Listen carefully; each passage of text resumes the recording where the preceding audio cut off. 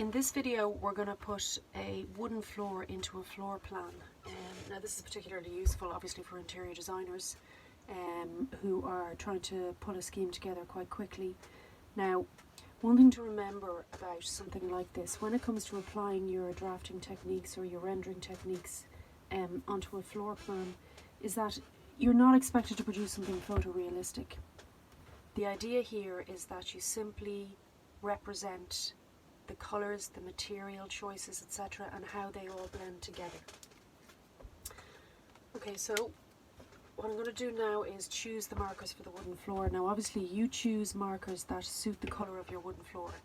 If it's a maple floor it's going to be quite light, if it's a dark oak floor it's going to be quite dark, if it's mahogany there are probably going to be hints of red in it. So I am going to do, I suppose you could say a pine floor, and I'm going to use these two colours. If you can see them there, and they're Pro markers by Windsor and Newton, and I'm going to use the caramel one and the Sandstone one. Again, same company, Windsor and Newton Pro marker, and the reason that I use these two colours is because they're very similar, and sometimes when you're rendering a floor and you want to show a little bit of nuance or a little bit of differentiation, which actually makes it pop a bit, you use two colours that are very close together but not the same. Okay, so here goes. So I'm going to take the slightly darker one first, and I'm just going to put a line around the perimeter.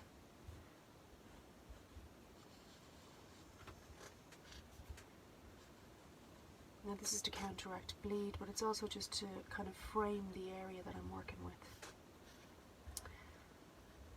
So when you really get into it, you're not inclined to make a mistake and render outside that.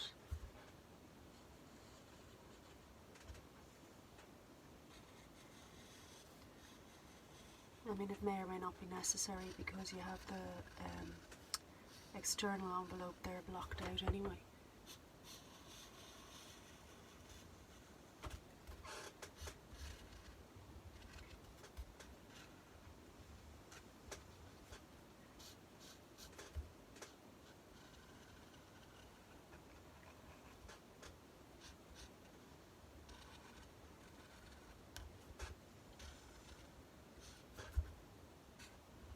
When most people start learning how to render, the real issue is that they become absolute perfectionists and they spend an awful lot of time on each item, when actually you don't have to do that.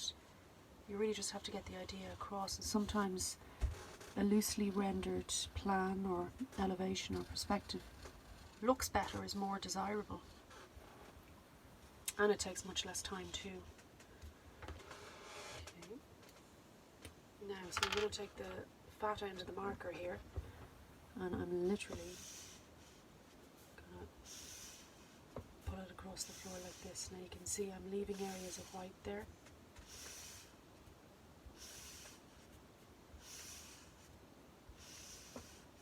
And in the end, it all adds up to give, the pattern of a wooden floor. So don't be overly concerned about, being an absolute perfectionist here.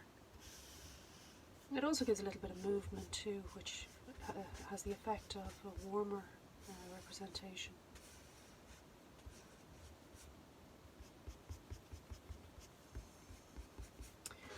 Okay, so that's phase one there.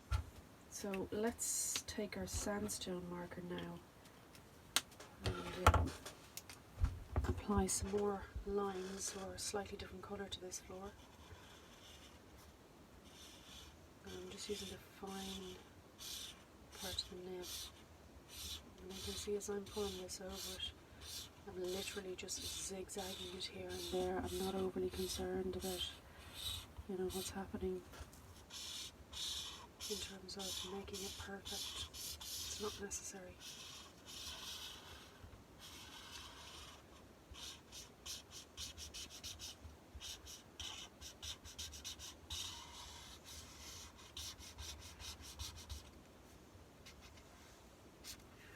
I get students saying to me, God, I spent about 4 hours on that floor. And I'm thinking, really? It should take you maybe maximum, maybe 15 minutes to render a wooden floor on this scale.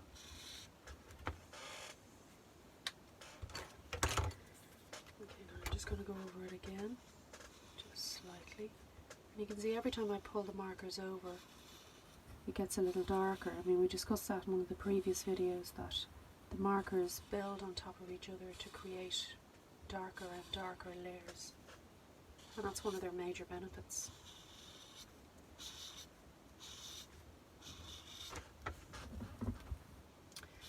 Now you can see that coming together.